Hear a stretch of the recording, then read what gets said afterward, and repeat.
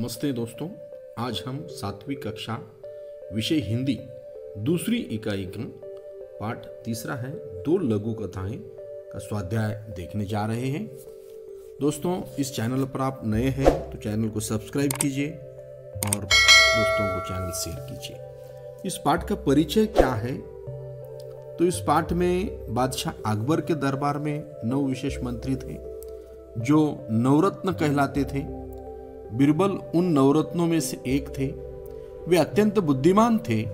वे हर समस्या का समाधान तुरंत ही खोज लेते थे। यहाँ उनकी बुद्धिमत्ता से संबंधित 2 लघु कथाएं दी गई है और इसके ऊपर की क्वेश्चन हम देखने वाले हैं।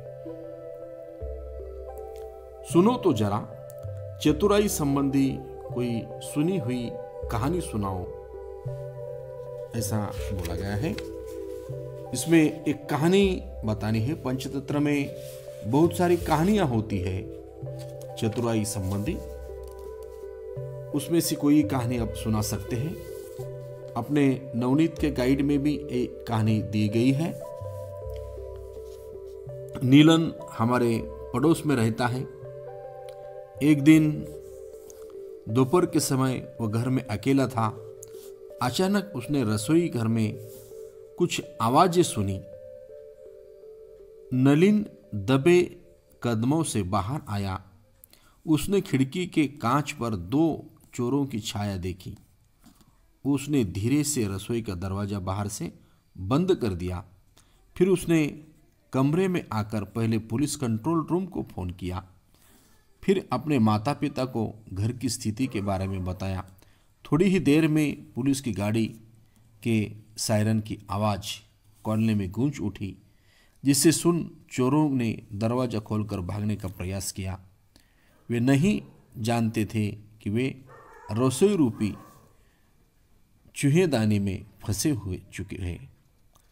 पुलिस ने दरवाज़ा खोलकर उन दोनों को पकड़ लिया।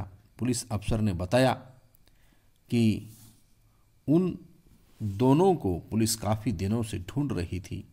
नलिन ने चतुराई से न केवल अपने घर को बचा लिया, बल्कि 2 शातिर चोरों से दूसरों को भी बचाया। इस प्रकार चतुराई संबंधी कहानी सुना सकते हैं। दूसरा प्रश्न है, खोजबीन। अंतर्जाल से पारंपरिक चित्र शैली के प्रकार खोजो और लिखो, जैसे वारली, मधुबनी आदि। राज्य का नाम और शैली का नाम। महाराष्ट्र में वारली शैली है। राजस्थान में राजपूत शैला। बिहार में मधुबनी। मध्य प्रदेश में गोंड कला और नंबर 5 में है उड़ीसा में पट्टचित्र।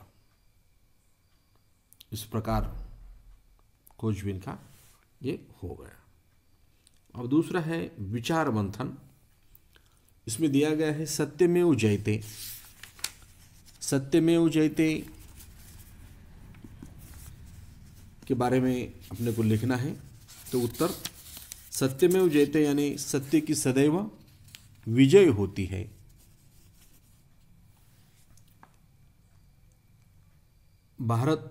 यह भारत की राष्ट्रीय प्रतीक है। यह भारत के राष्ट्रीय प्रतीक के नीचे देवनागरी लिपि में अंकित है। मनुष्य को हमेशा सत्य की राह पर चलते रहना चाहिए, चाहे कितनी भी कठिनाइयां क्यों न हो। सत्य ही हमेशा विजयी होता है।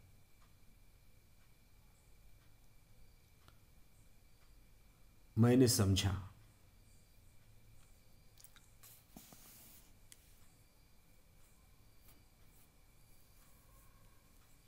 अपनी बुद्धि, चतुराई और सूझबूझ से हमें किसी भी समस्या का समाधान कर सकते हैं। इस पाठ से हमने ये सीख ली है, अपनी बुद्धि, चतुराई और सूझबूझ से हम किसी भी समस्या का समाधान कर सकते हैं। अध्ययन कौशल्य। किसी निम्न विषय पर भाषण देने हेतु टिप्पणी बनाइए। प्रस्तावना, विषय प्रवेश, उदाहरण, सुवचन और स्वमत। भाषण के लिए हमने विषय लिया है पर्यावरण प्रदूषण। सभी को सुप्रभात। मेरा नाम डैश डैश, यानी आप आपका नाम यहाँ पे लिख सकते हैं। मैं कक्षा में पढ़ता हूँ या पढ़ती हूँ, कौन सी कक्षा में वो बताना है। आज मैं इस मौके पर आपके समक्ष प्रदूषण के विषय पर भाषण देकर अपने विचार प्रकट करना चाहता हूँ।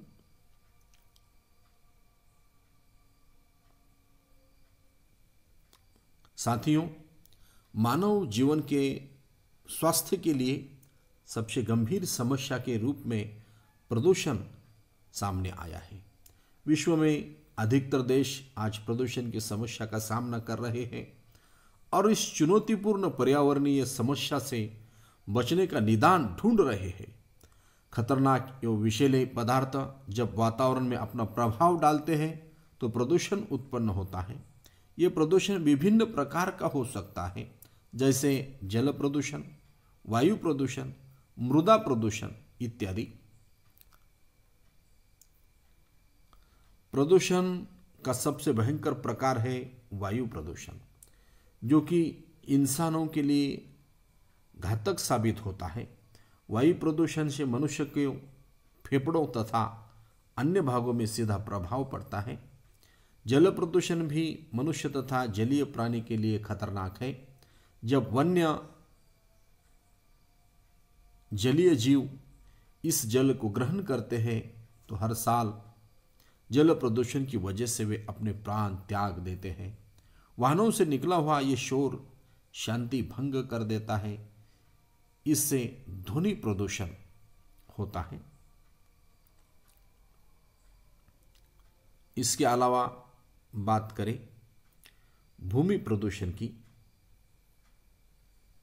तो जनसंख्या में तेजी से इजाफा हो रहा है और लोगों के लिए आवास की कमी की वजह से घर बनाने के लिए बड़ी संख्या में पेड़ों की कटाई हो रही है, जिससे पर्यावरण में कार्बन डाइऑक्साइड की मात्रा में बढ़ोतरी आ रही है, जिसका सीधा संबंध ऑक्सीजन से है, जिसके स्तर में गिरावट आई है। पेड़ों की कटाई होने से आज प्राकृतिक संतुलन बिगड़ा है। भूमि की उपजाऊ शक्ति में कमी आई है। किसानों को अच्छी फसल के लिए रासायनिक खाद का उपयोग करना पड़ता, साथ ही इससे भूस्खलन जैसी प्राकृतिक आपदाएं का भी मनुष्य को सामना करना पड़ रहा है। प्रदूषण से धरती को है खतरा। पेड़ पौधे लगाकर दूर कर सकते हैं खतरा। पेड़ को रखो संरक्षित, आने वाला कल रहेगा सुरक्षित। प्रकृति के साथ मिलाओ हाथ, पेड़ लगाओ, पेड़ बचाओ। इस प्रकार हम सुवचन लिख सकते हैं। इसके बाद आता है स्वमत। ये काम किसी एक व्यक्ति के बस का नहीं। प्रदूषण को कम करने का ये कार्य सभी पृथ्वीवासियों का है। इसके लिए न सिर्फ सरकारें कदम उठा सकती है, बल्कि एक नागरिक के तौर पर हमें प्रदूषण कैसे कम करना होगा ये सोचना होगा और उस पर अमल करना होगा। धन्यवाद। इस प्रकार हम स्पीच दे सकते हैं। दूसरा प्रश्न है, बताओ तो सही अकबर के 9 रत्नों के बारे में बताओ। अकबर के दरबार में 9 गुणवान दरबारी थे, जिन्हें अकबर के 9 रत्नों के नाम से जाना जाता है। इस 9 रत्नों में से पहले रत्न बीरबल थे, जो अकबर के दरबार के विदूषक और सलाहकार थे। दूसरे रत्न अब्दुल फजल थे, जिन्होंने अकबर के काल को क्रमबद्ध किया था तथा अकबरनामा और आईनाए अकबरी की रचना की थी। ये अकबर के मुख्य सलाहकार व सचिव थे। तीसरे रत्न टोडरमल अकबर के वित्त मंत्री थे। तानसेन चौथे रत्न थे। ये अकबर के दरबार में गायक थे। पांचवें रत्न मानसिंह अकबर की सेना के प्रधान सेनापति थे। छठे रत्न अब्दुल रहीम खान यखाना एक प्रतिष्ठित कवि थे और अकबर के संरक्षक बैरम खान के बेटे थे। सातवें रत्न मुल्ला दो प्याजा अकबर के सलाहकार थे। इन्हें भोजन में दो प्याज अधिक पसंद थे, इसलिए अकबर ने इन्हें दो प्याजा की उपाधि प्रदान की थी। आठवें रत्न हकीम हुमाम अकबर के रसोई घर के प्रधान थे। अंतिम और नौवें रत्न फैजी अकबर के दरबार में राज्य कवि के पद पर आसीन थे। अकबर ने इन सभी रत्नों में एक बात आम थी कि सभी के सभी बेहद बुद्धिमान और प्रतिभावान थे। इसलिए बादशाह अकबर ने अपने 9 दरबारियों को 9 रत्नों की उपाधि दी थी। वाचन जगत से पसंदीदा चित्रकथा पढ़ो और किसी प्रकार अन्य चित्रकथा बनाकर सुनाओ। यदि चित्रकथा होती है जैसे कि ससा और कासव है, या ऐसी कोई भी कथा हो जिसका चित्रकथा पढ़ के आपको सुनाना है, आप किताब में देखिए सुना सकते हैं। सही विकल्प चुनकर वाक्य फिर से लिखो। जब बादशाह ने बिरबल की दूसरी शर्त सुनी तो वे बिरबल डैश डैश नंबर 1 से खुश हो गए, नंबर 2 का मुंह देखने लगे, नंबर 3 की होशियारी जान चुके।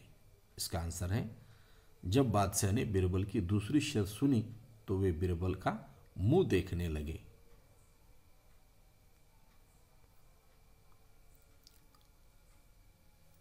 दूसरा है क्रोध होकर उस चित्रकार ने सेठ से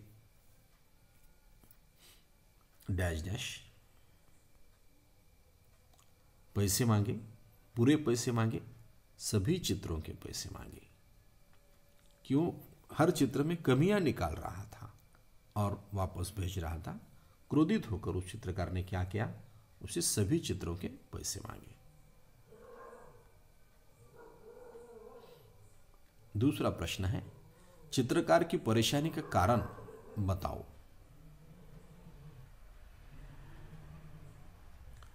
उत्तर, एक सेठ ने चित्रकार से अपना चित्र बनवाया और जब चित्रकार ने उससे अपने पैसे मांगे तब उसने चित्र में कमी निकालकर दोबारा चित्र बनाने के लिए कहा।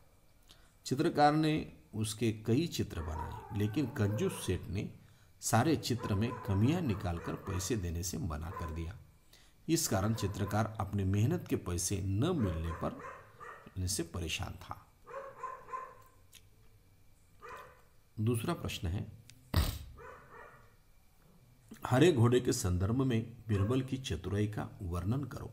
उत्तर, बादशाह अकबर बिरबल की बुद्धिमानी की परीक्षा लेना चाहते थे, इसलिए यह जानते हुए भी कि संसार में कहीं भी हरे रंग का घोड़ा नहीं है, फिर भी वे बिरबल को हरे रंग का घोड़ा लाने के लिए 1 सप्ताह का समय देते हैं। बिरबल बादशाह का आदेश स्वीकार कर घोड़े की तलाश में इधर उधर घूमते हैं और 8वें दिन बादशाह से कहते हैं कि उन्होंने हरे रंग का घोड़ा खोज लिया है। लेकिन उस घोड़े को देखने के लिए बादशाह को उसके मालिक की 2 शर्तें माननी पड़ेगी। पहली शर्त यह है कि बादशाह को घोड़ा लेने वहाँ स्वयं ही जाना पड़ेगा, तथा दूसरी शर्त यह है कि घोड़े का रंग दूसरे घोड़ों से अलग है तो उसे देखने का दिन भी अलग होना चाहिए। यानी सप्ताह के 7 दिनों के अलावा घोड़े को किसी भी दिन देख सकते हैं। इन शर्तों को सुनकर बादशाह निरुत्तर हो जाते हैं और इस प्रकार हरे घोड़े के संदर्भ में बीरबल अपनी चतुराई से बादशाह की परीक्षा में सफल हो जाते हैं। अगला प्रश्न है, घोड़े के मालिक की शर्तें लिखो। उत्तर, घोड़े के मालिक की 2 शर्तें थी। पहली शर्त ये थी कि बादशाह को घोड़े लेने के लिए उसके पास स्वयं आना पड़ेगा, और दूसरी शर्त ये थी कि सप्ताह के 7 दिनों के अलावा बादशाह घोड़े को किसी भी दिन देख सकते हैं। धन्यवाद दोस्तों। इस चैनल पर नए हैं तो चैनल को सब्सक्राइब कीजिएगा, अन्य दोस्तों को चैनल शेयर कीजिएगा। धन्यवाद। जय हिंद, जय महाराष्ट्र।